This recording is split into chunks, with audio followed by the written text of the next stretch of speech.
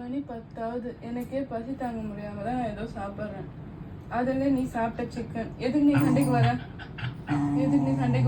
வாழை என்ன ஆட்டுற? பொம்மை மாதிரி பஞ்சு மாதிரி வச்சுன்னு வாழை ஆட்டுற. பஞ்சு ஆட்டி கட்டுற நீ.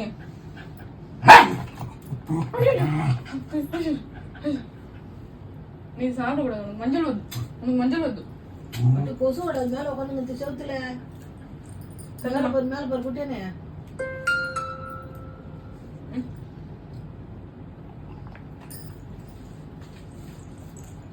அவ்வளவுதான். காக்கா தூக்கி போச்சு.